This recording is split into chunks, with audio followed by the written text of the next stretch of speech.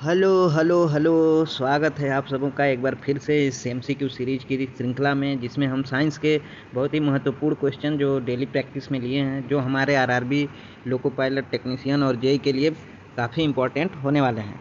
तो दोस्तों, हमने पिछले दिनों में 10 क्वेश्चन तक देखा था। अब उसके आगे आज हम फिर से देखने वाले हैं। तो ठीक है, तो क्वेश्चन को बिना देरी किए हुए स्टार्ट करते हैं। और एक बात और बता दूं दोस्तों कि हम लोग मैक्सिमम जितना क्वेश्चन हो सकेगा आज करेंगे, ठीक। और इसके साथ ही आपको कुछ ही दिनों में हम एक शार्ट रिवीजन, जो कि साइंस का शार्ट रिवीजन, जो फिजिक्स, केमिस्ट्री और बायोलॉजी का जो डर भरा रहता है, उसको दूर करने के लिए हम खुद जो है लेकर आ रहे हैं, जो आपको वाइट बोर्ड पे पढ़ाया जाएगा, ठीक है।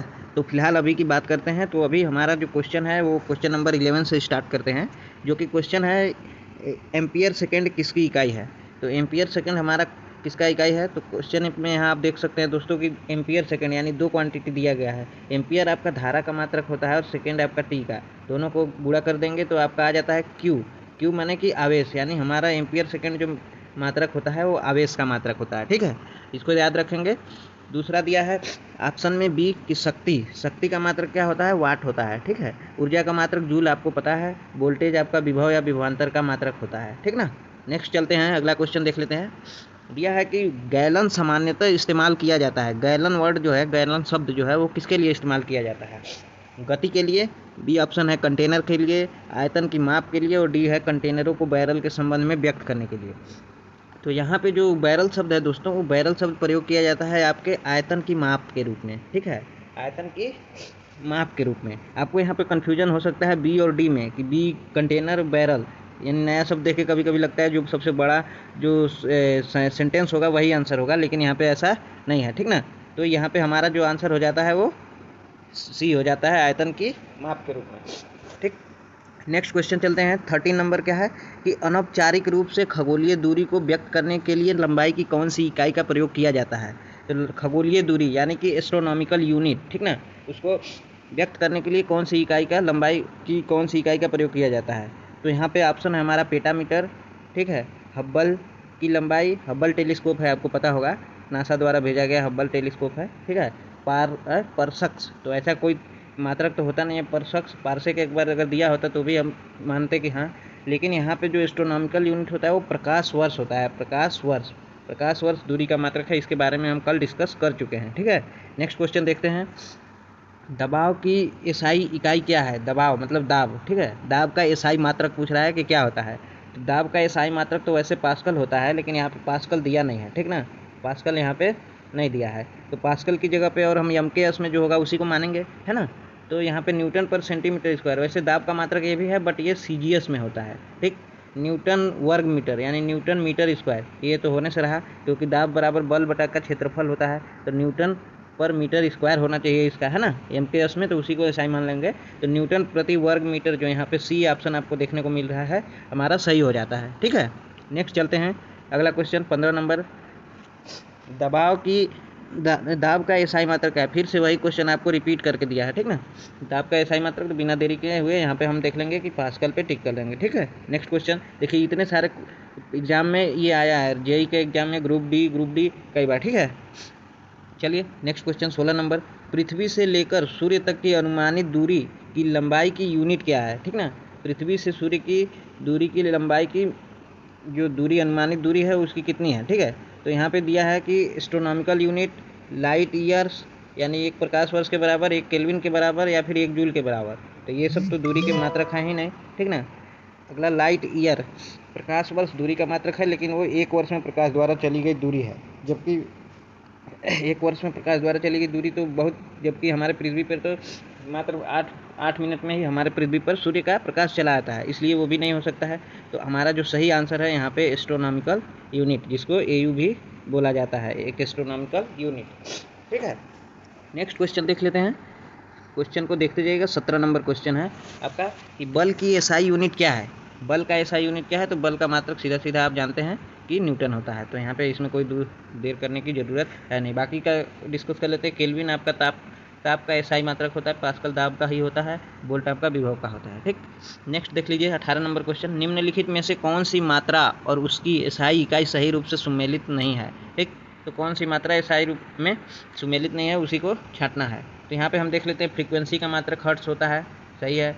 मैग्नेटिक फ्लक्स का मात्रक टेस्ला होता है, प्रेशर का मात्रक ये पहले जो पता है उसको देख लेते हैं। इलेक्ट्रिक कंडक्टेंस का मात्रक साइमन होता है, सीमेंस या साइमन बोलते हैं। लेकिन यहाँ पे मैग्नेटिक फ्लक्स का मात्रक टेस्ला नहीं होता है, यहाँ पे वेबर होता है, ठीक है। तो ये हमारा बी नंबर ऑप्शन यही सही हो गया, यानी कि ऑप्शन नंबर बी हमारा सही हो जाता है ऑप्शन। हाँ, तो यहाँ पे हम लोग आसानी से समझ लेंगे कि कहना क्या चाहता है क्वेश्चन में, ठीक। तो क्वेश्चन में ये कह रहा है कि न्यूटन मीटर यानी कि जूल पर केजी स्क्वायर या न्यूटन मीटर स्क्वायर, यानी फोर्स रहेगा आपका मीटर स्क्वायर पर केजी स्क्वायर रहेगा। तो आप यहाँ पे जानते होंगे कि यह बराबर होता है गुरुत्वीय त्वरण और सार्वत्रिक गुरुत्वाकर्षण नियतांक का कुछ याद आ रहा होगा आपको कि सूत्र क्या होता है। यह बराबर होता है आपका जी m1 m2 बटा आर स्क्वायर, ठीक ना। तो यहाँ पे मीटर स्क्वायर दिया है, यानी इसको इधर ले आके कुल मिला के आपको कैपिटल जी का मात्रक पूछ रहा है। तो कैपिटल जी का मात्रक आपका क्या हो जाएगा, न्यूटन मीटर स्क्वायर पर केजी स्क्वायर, यानी आपका जो सही ऑप्शन है वो क्या हो जाएगा, डी, यानी सार्वभौमिक गुरुत्वाकर्षण नियतांक, यूनिवर्सल ग्रेविटी कांस्टेंट भी बोला जाता है इसको, ठीक है। चलिए नेक्स्ट क्वेश्चन आप देख लेते हैं। प्रतिरोधकता की एसआई मात्रक क्या होता है। तो प्रतिरोधकता की एसआई मात्रक जो होता है वो ओम मीटर होता है। प्रतिरोध और प्रतिरोधकता में यहाँ बिल्कुल भी कन्फ्यूजन होने की ज़रूरत नहीं है, ठीक ना। प्रतिरोधकता एक तरह से वो कारण है जिसके कारण प्रतिरोध उत्पन्न होता है, जिसको हम रो बराबर आर ए बाई यल लिखते हैं, ठीक ना। आर प्रतिरोध है आपका, ये क्षेत्रफल है, ये लंबाई है। एक यल से एक यल अगर यहाँ पे कट जाता है तो क्या बच जाता है, ओम, और एक यल बचा है तो वहाँ पे मीटर, यानी ओम मीटर हो जाता है, ठीक है। तो आंसर आपका ए हो गया। एम्पियर आपका धारा का मात्रक है, ओम प्रतिरोध जूल ऊर्जा का मात्रक है, दोबारा बताने की ज़रूरत नहीं है। 26 नंबर क्वेश्चन देख लेते हैं। यहाँ पे 26 नंबर में पूछा है कि डैश डैश चाल की अंतर्राष्ट्रीय एसआई इकाई है, यानी कि चाल का एसआई मात्रक पूछा है कुल मिला के, तो वही मीटर पर सेकंड हो जाएगा, और क्या, मीटर पर मिनट भी नहीं होगा, केजी किलोमीटर पर सेकंड भी नहीं होगा, क्योंकि ये सब बड़े मात्रक होते हैं। नेक्स्ट आप देख लेते हैं। अच्छा, इसका टिक लगा दें ताकि आप लोगों को सहूलियत रहे, ठीक है। मीटर पर सेकेंड, ठीक ना।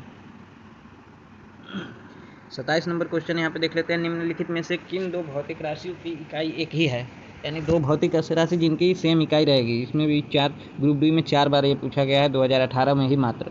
तो यहाँ पे देख लेते हैं कि कौन कौन से राशि हैं जिनका सेम मात्रक होता है। तो दाब और बल, दाब आपका बल बटा क्षेत्रफल, तो ये होने से रहा। बल और गति, ये भी नहीं होगा। दाब बल और दाब और बल और दाब का दूसरा चीज़ लिखे हो, ये गलत है। तो हमारा जो भार और जो बल होता है वो दोनों एक ही राशि होती हैं, तो यहाँ पे हमारा आंसर हो जाएगा डी। तो डी आपका करेक्ट आंसर हो गया, ठीक है। नेक्स्ट चलिए देखते हैं। डैश डैश की एसआई इकाई जूल पर सेकेंड है, यानी जूल पर सेकेंड। तो आप लोग जानते हैं कि शक्ति बराबर जो होता है पावर, P इक्वल टू, यानी कार्य करने की समय दर को शक्ति कहते हैं। P बराबर W/T, ठीक ना। तो यहाँ W का जूल हो जाता है और समय का सेकेंड हो जाता है, तो जूल पर सेकेंड, यानी आपका शक्ति का मात्रक जो है वो जूल पर सेकेंड हो जाता है, ठीक। आंसर आपका डी हो गया। नेक्स्ट क्वेश्चन देख लेते हैं। त्वरण की एसआई मात्रक क्या है। दोस्तों, आप जितना ज़्यादा से ज़्यादा MCQ क्वेश्चन करोगे ना, कॉन्फिडेंस आपका उतना ही बढ़ता जाता है। भले ही आप कितना भी पढ़ लो थ्योरी, लेकिन आपको क्वेश्चन प्रैक्टिस करना मस्ट होता है, उसके बगैर आप एग्जाम हॉल में नहीं बैठ सकते हो, ठीक ना। तो त्वरण की एसआई मात्रक क्या है। त्वरण की एसआई मात्रक आपका त्वरण ए बराबर, अच्छा त्वरण ए है ना, तो वेग परिवर्तन की दर को त्वरण कहते हैं, ठीक ना। वेग परिवर्तन की दर को त्वरण कहते हैं, यानी मीटर पर सेकेंड हो जाएगा। तो यहाँ पे मीटर पर सेकेंड को हम सही आंसर कर देंगे। नेक्स्ट देखिए। अच्छा, इधर ख़त्म हो गया, अब इधर शुरू करते हैं, ठीक है। चलिए 30 नंबर क्वेश्चन को देख लेते हैं, ठीक है। तो 30 नंबर क्वेश्चन क्या है। निम्नलिखित में से कौन सी तापमान की एसआई मात्रक है। तापमान की एसआई मात्रक, यानी कि टेम्परेचर का एसआई यूनिट, आपका CGS यूनिट नहीं एसआई यूनिट पूछ रहा है। तो तापमान की एसआई यूनिट जो है आपका वो होता है, बताइए, कई बार बता चुका हूँ, बताइए तब तक हम रुके हुए हैं। तापमान का एसआई मात्रक बताइए आप लोग, तब तक हम कलर सेलेक्ट कर लेते हैं, जो आप लोगों को अच्छा लगेगा वही वाला चला लेंगे, है ना। चलिए, तो तापमान का जो एसआई मात्रक होता है वो केल्विन होता है दोस्तों, ठीक ना। सेल्सियस आपका CGS मात्रक होता है। CGS में आपका सेल्सियस होता है। डिग्री आपका कोण का मात्रक होता है, डिग्री किसी का मात्रक नहीं होता है। फ़ारेनहाइट आपका फ़ारेनहाइट में होता है टेम्परेचर का मात्रक, ठीक ना। दी गई भौतिक 31 नंबर क्वेश्चन है कि दी गई भौतिक राशियों में से क्या सापेक्ष राशि नहीं है। क्या दिया है, दी गई भौतिक राशियों में क्या सापेक्ष राशि नहीं है? सापेक्ष मतलब कि किसी दूसरे पे निर्भर नहीं करता है। तो यहाँ पे आप देख लेते हैं समय एब्सोल्यूट, एक तरह से बोल सकते हैं कि समय जो होता है वो किसी और चीज़ों पे निर्भर नहीं करता। समय खुद ब खुद अपना एक राशि है, ठीक ना। तो यहाँ पे समय आपका सापेक्ष राशि नहीं होगा, ठीक। दूसरा देखते हैं अगला क्वेश्चन, आपका 32 नंबर क्वेश्चन आ जाता है। 32 नंबर क्वेश्चन क्या है? निम्नलिखित में से किस युग्म की इकाई समान नहीं होती? यानी दिया है कि इसमें से बहुत सारों का समान होगा, मान 3 का एक समान मात्रक होगा और बाकी एक का अलग होगा। तो वो अलग कौन सा होगा उसी को हम लोग देखते हैं यहाँ पे, ठीक ना। तो चाल और वेग दोनों का मात्रक एक ही होता है, ठीक ना। तो ये आपका आंसर वैसे नहीं होगा।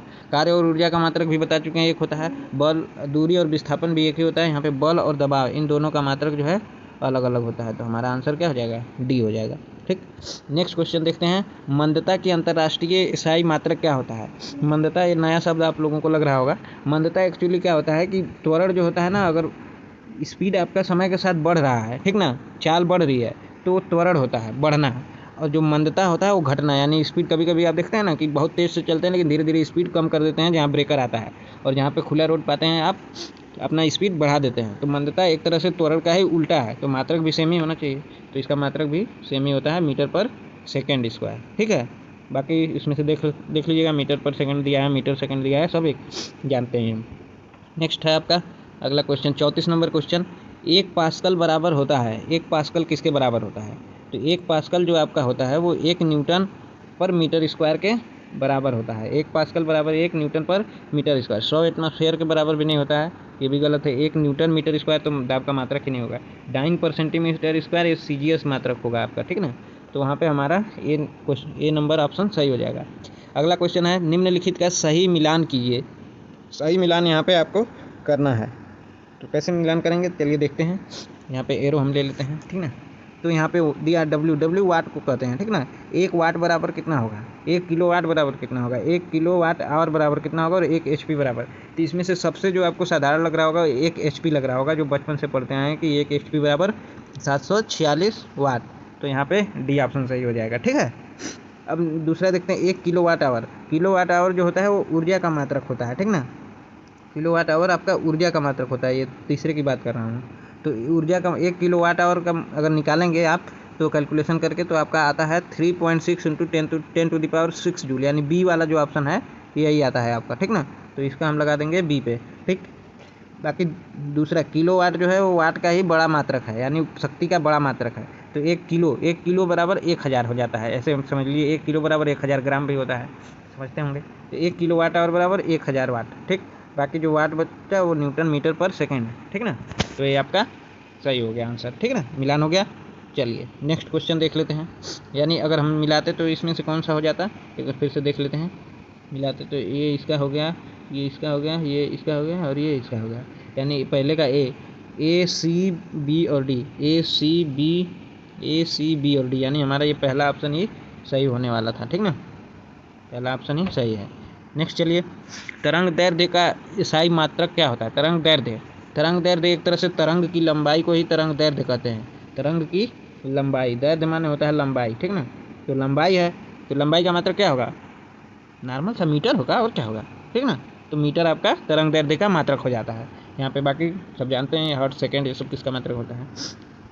इनमें से कौन सा एसआई इकाई में मोल का प्रतीक है? मोल का प्रतीक, तो मोल को आप कैसे दिखाते हैं? जैसे बोलेगा 1 मोल, तो 1 मोल को सीधा सीधा हम लोग 1 मोल से ही दिखाते हैं, ठीक ना, और कुछ से नहीं दिखाते हैं। नेक्स्ट देखिए, विद्युत ऊर्जा व्यय का वाणिज्यिक मात्रक क्या है? जैसे आपके घरों में मीटर लगा होगा, तो वो किसके हिसाब से आपका लेता है पैसा, महीने का बिजली बिल आता है? तो आपका किस में आता है? आपका कितना वाट आपने बिजली खर्च किया, यानी कितना वाट घंटा, किलो वाट आवर में आपका आता है। बिजली बिल जो आता है वो किलो वाट आवर में, क्योंकि यहाँ पे क्या बोला है? ऊर्जा बोला है ना, तो ऊर्जा का मात्रक किलो वाट घंटा ही होता है, ठीक। वाट में आपका शक्ति में नहीं आता, आपका किलो वाट घंटा में आता है। 39 नंबर क्वेश्चन देख लेते हैं।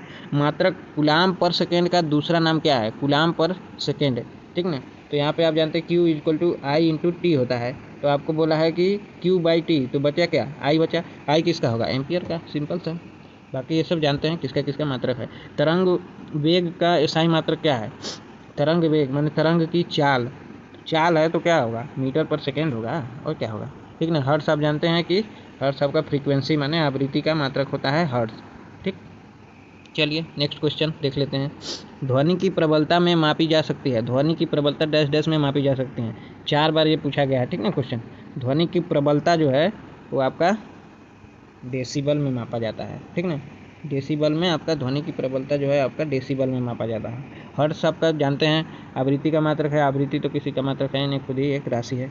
प्रतिध्वनि इको जिसको बोलते हैं कि इको हो रहा है, जिसे आवाज़ दोहराने लगता है, तो ये मात्रक नहीं है किसी का, ठीक ना। चलिए 41 क्वेश्चन हो गए, नेक्स्ट देख लेते हैं। 41 क्वेश्चन कंप्लीट होने के बाद यहाँ पे 42 नंबर क्वेश्चन।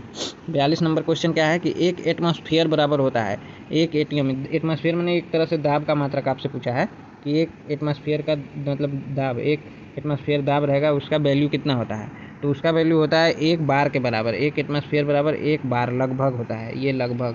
तो 1 बार बराबर होता है 10⁵ पास्कल या फिर 1.01 इंटू 10⁵ मतलब ये जो ऑप्शन आपका दिख रहा है ए नंबर, यही आपका क्या है, सही है, ठीक ना। और बाकी ये सब गलत हैं, ये सब गलत हैं, ठीक, याद रखिएगा इसको।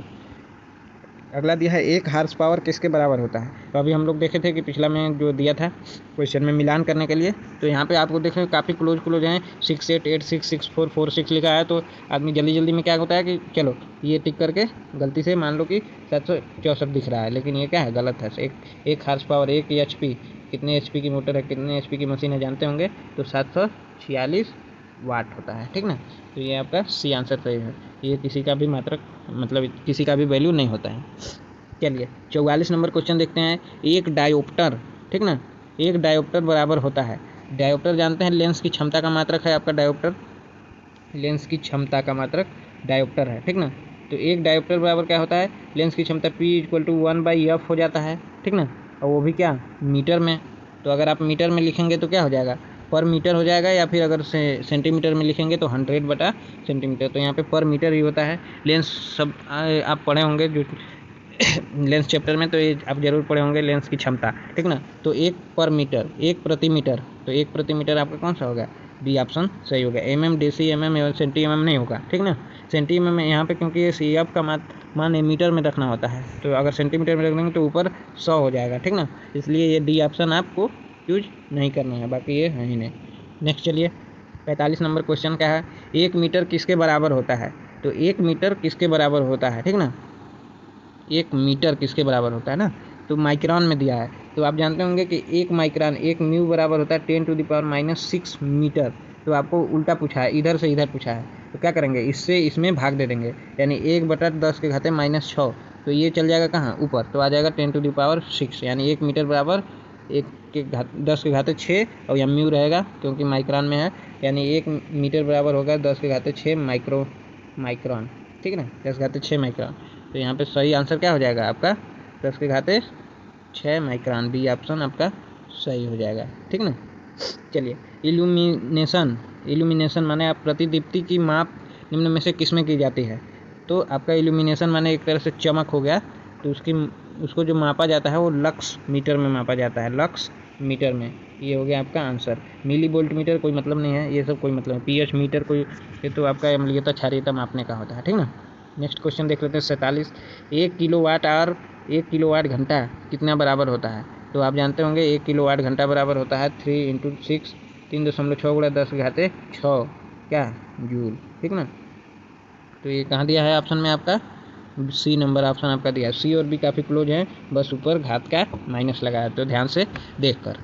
चलिए 1 किलोवाट शक्ति के बराबर होता है, 1 किलोवाट शक्ति, तो 1 किलो दिया है, किलो को बताए थे अभी कि किलो को 1000 भी आप लिख सकते हैं, ठीक ना। तो 1 किलो वाट बराबर 1000 वाट, सीधा सीधा यहाँ पे आपका डी ऑप्शन सही हो जाता है।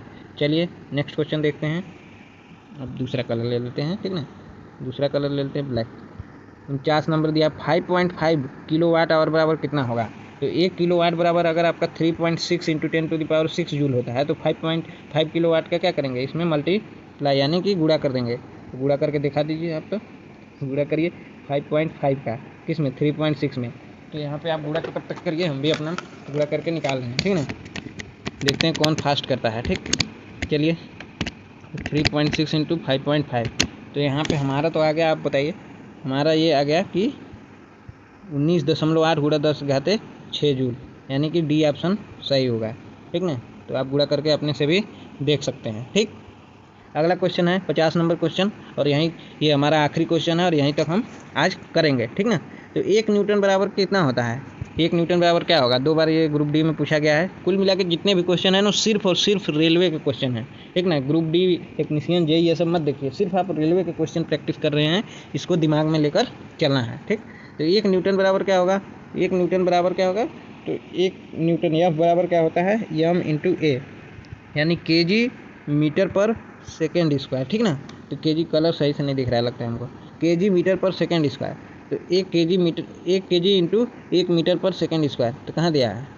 आपका दिया है ऑप्शन बी में। ठीक ना, तो इसका सही जो आंसर हो जाएगा हमारा ऑप्शन बी हो जाएगा। ठीक ना, ऑप्शन बी हो जाएगा आपका सही जवाब। ठीक, तो आज इतना ही करते हैं दोस्तों। 50 क्वेश्चन तक आज कंप्लीट किए। पिछले में हम लोग 10 ही क्वेश्चन कर पाए थे, लेकिन आज हम लोगों ने ज़्यादा क्वेश्चन किया है। ठीक ना, इसी तरह अगले दिन हम प्रयास करेंगे कि एक ही दिन में 50 क्वेश्चन कर लें, तो धीरे धीरे जो हमारा जो मापन मात्रक और मात्रक के जो यंत्र हैं, मापन यंत्र हैं, ये कंप्लीट हो जाएगा। ठीक, तो ये हमारे पास एक कॉन्फिडेंस आ जाएगा कि एक चैप्टर हमने कंप्लीट एमसीक्यू कवर कर लिया है। फिर आपको मापन मात्रक से संबंधित किसी भी तरह का कोई डर आपको सताएगा नहीं। ठीक है, तो ठीक है, इसी तरह से नेक्स्ट वीडियो में हम लोग इसी तरह क्वेश्चन प्रैक्टिस करेंगे और इसको रेगुलर करेंगे। छोड़ना आपको कभी भी नहीं है, ये नहीं कि अभी नहीं बाद में देख लेंगे, तो ऐसा नहीं।